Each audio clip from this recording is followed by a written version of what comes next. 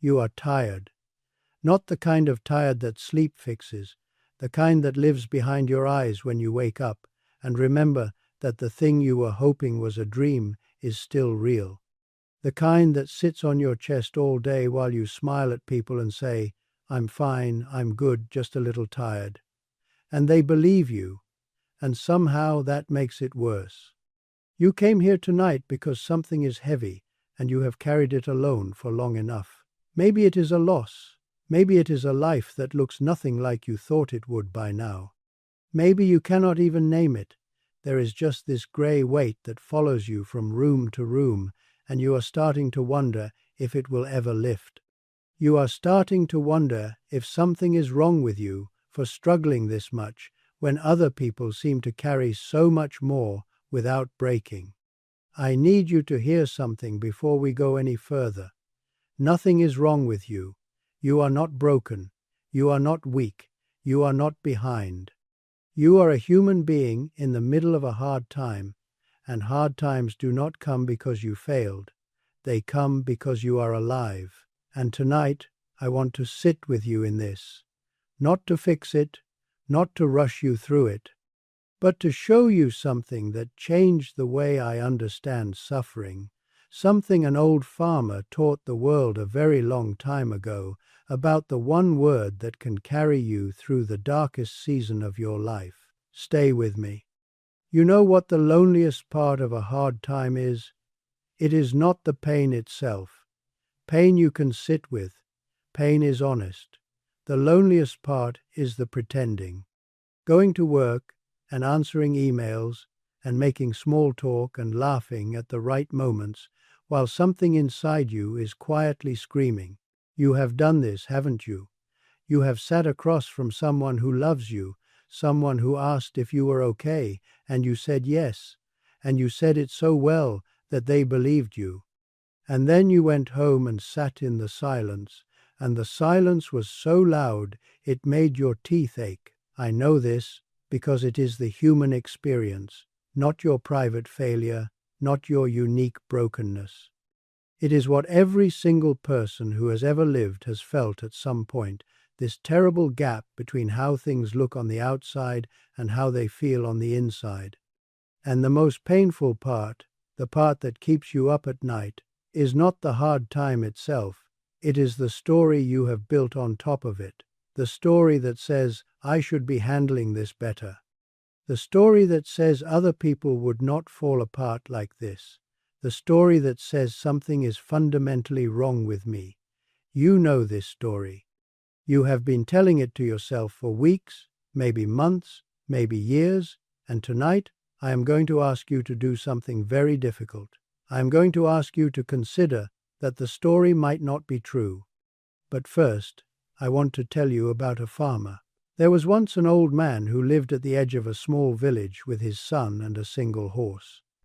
Now, in this village, a horse was everything. It was how you plowed your field. It was how you fed your family. It was the difference between surviving the winter and not. And this farmer had one.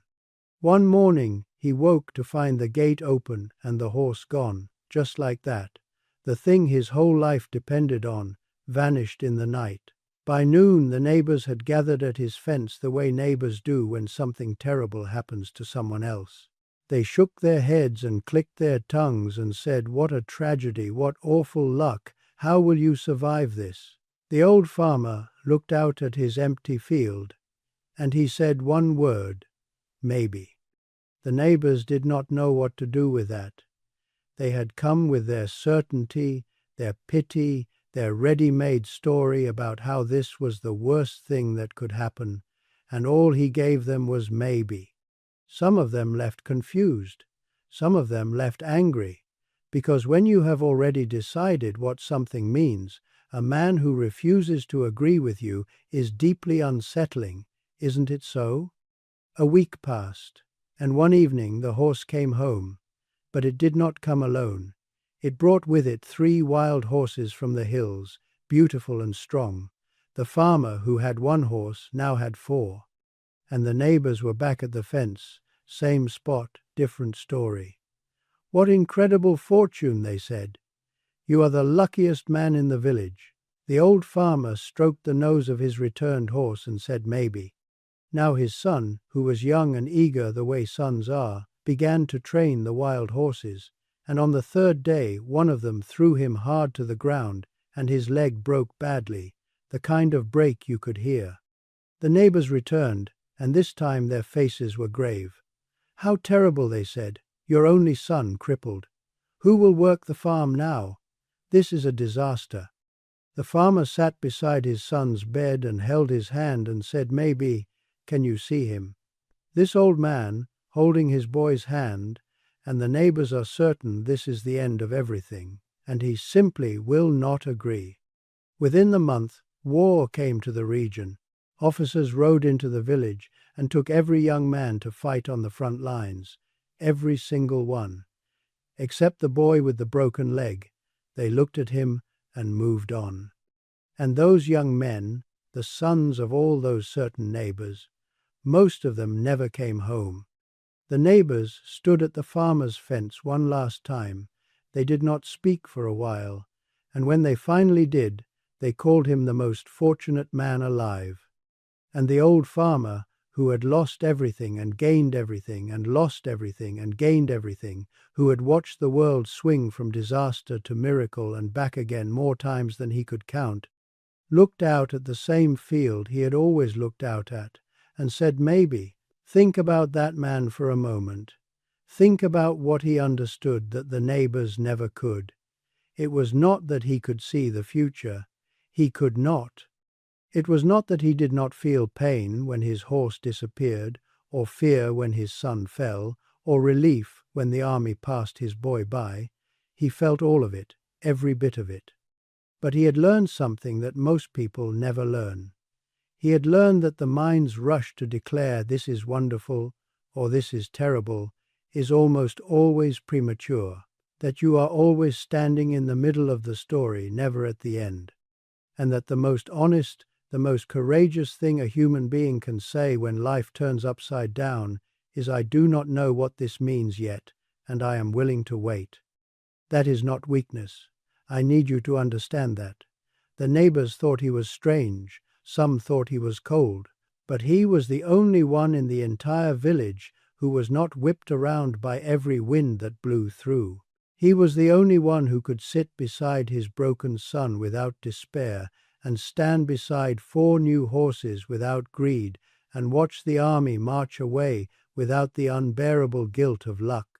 He could hold all of it, because he had stopped telling himself stories about what it meant. And this story is not about a farmer.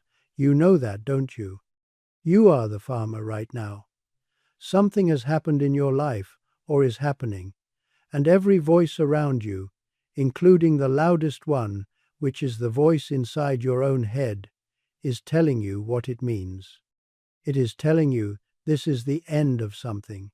It is telling you this is proof that your life is going wrong. It is telling you that you should be further along, that you should have seen it coming, that you should be handling it better. And what if, just for tonight, you set that story down? Not forever, just for now. What if you stood at your own fence, looked out at whatever empty field you are facing, and allowed yourself the most radical act of honesty a human being is capable of? What if you said maybe, not as denial, not pretending it does not hurt, but as the simple, brave admission that you do not know the whole shape of this yet, that you are in the middle, not at the end, and that the middle is allowed to look like this? You have felt this, haven't you? This desperate need to know, to have the answer, to see the whole picture. The mind hates uncertainty more than it hates pain. It would rather have a terrible answer than no answer at all, and so it fills the silence with stories. This is a disaster. I will never recover. This is my fault. I am not strong enough. And every one of those stories is a second arrow. There is an ancient teaching about this. The Buddha once asked his students a simple question. If a person is struck by an arrow, is it painful? They said yes, of course. Then he said, "If the person is struck by a second arrow in the same spot, is it more painful?" They said, "Obviously, much more." And then he said something that has echoed through 2,000 years. In life, I cannot always prevent the first arrow, but the second arrow is optional. The first arrow is the hard time, the loss, the rejection, the failure, the illness, the loneliness, the thing that happened to you that you did not choose and could not control. That arrow is real and it hurts, and I will never tell you otherwise. But the second arrow, that is yours. The second arrow is, "I cannot survive this." The second arrow is, "This should not be happening to me." The second arrow is, "Everyone else handles this better." The second arrow is, "Something is wrong with me, and here is what I need you to see tonight."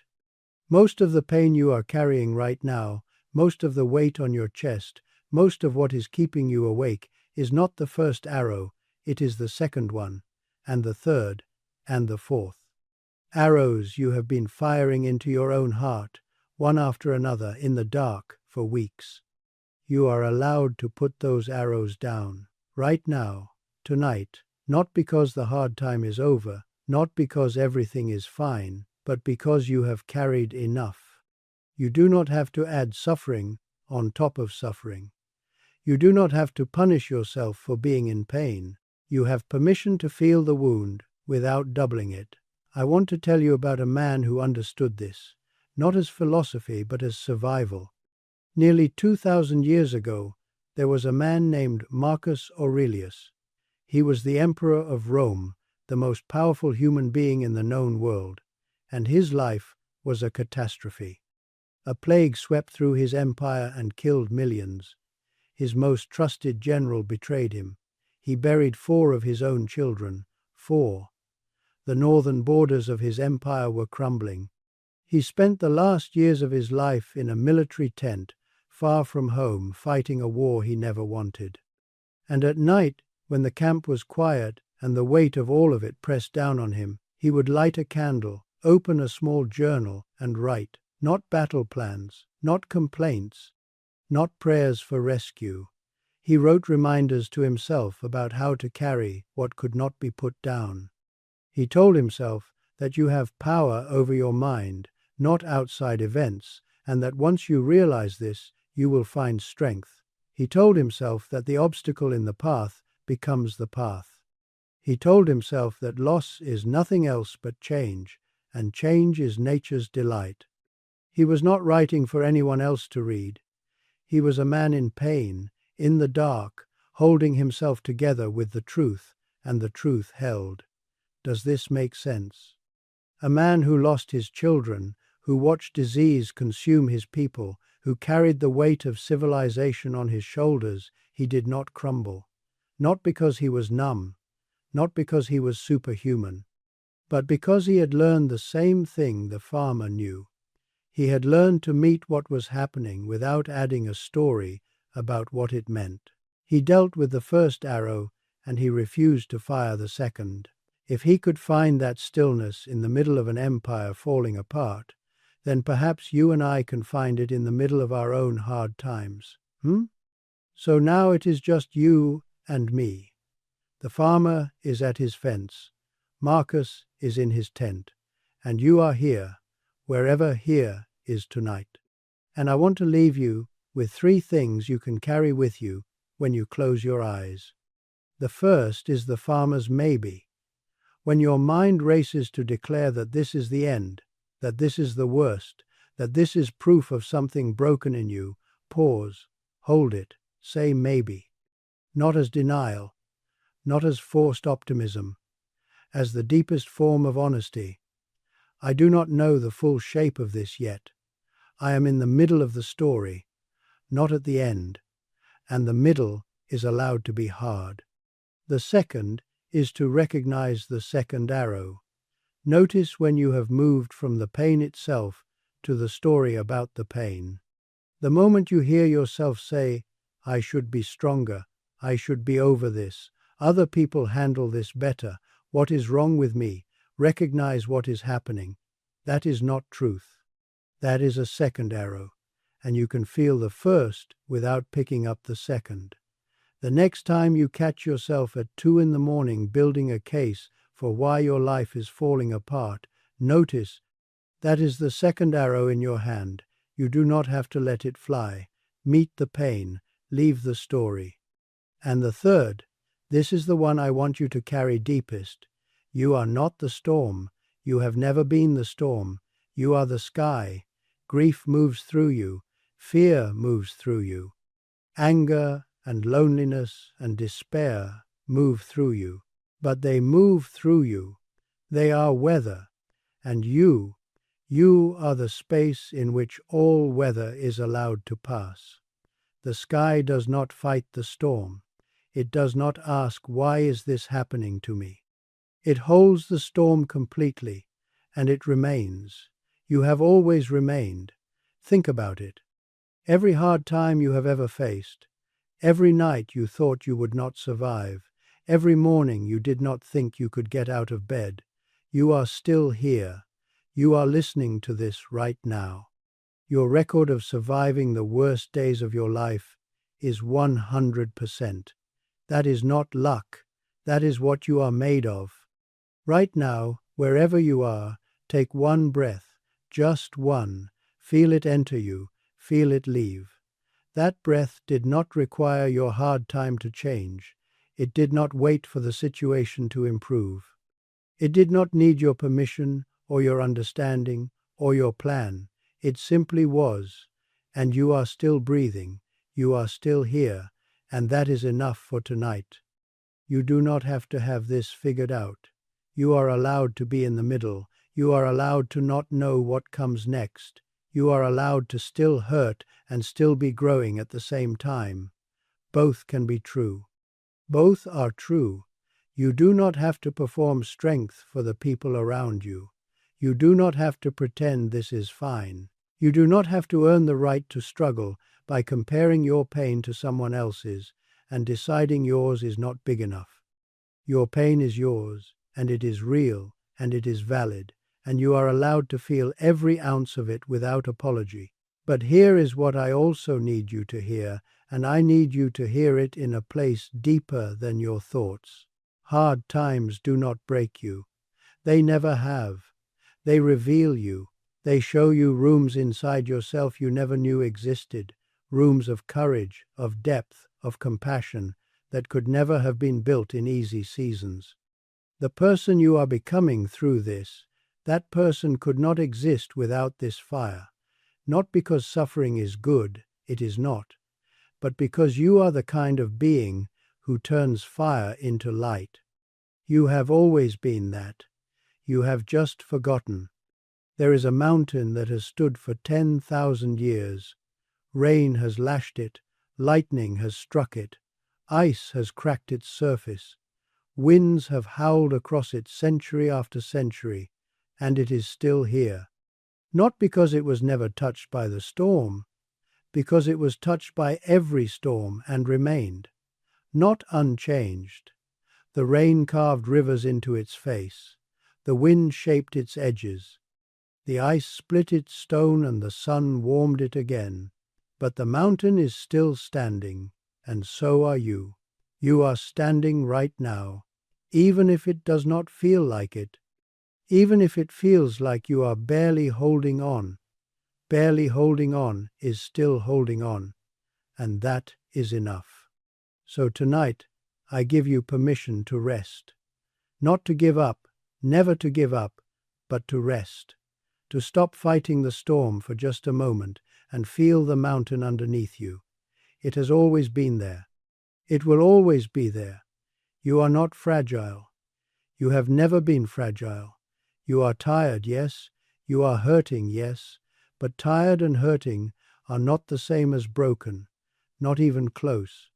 And the next time life asks you something you do not know how to answer, the next time the ground shakes and everything you thought was solid turns to sand, the next time the voices rush in to tell you what it means and how terrible it is and how you will never recover, remember the farmer. Stand at your fence.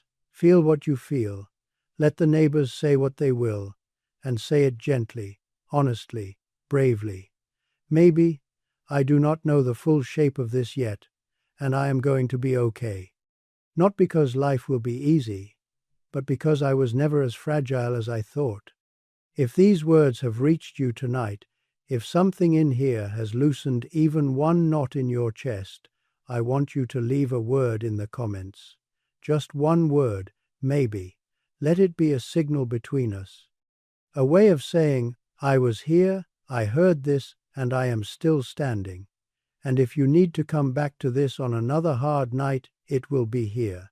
This place will always be here. May you carry your hard times the way the mountain carries the rain. May you find in yourself the stillness the farmer found at his fence. May you put down every second arrow you have been firing into your own heart. And may you walk forward from tonight knowing, not just believing, but knowing, that you have survived every storm so far, every single one, and this one will be no different. You are going to be all right. Sleep well tonight. You have carried enough for one day.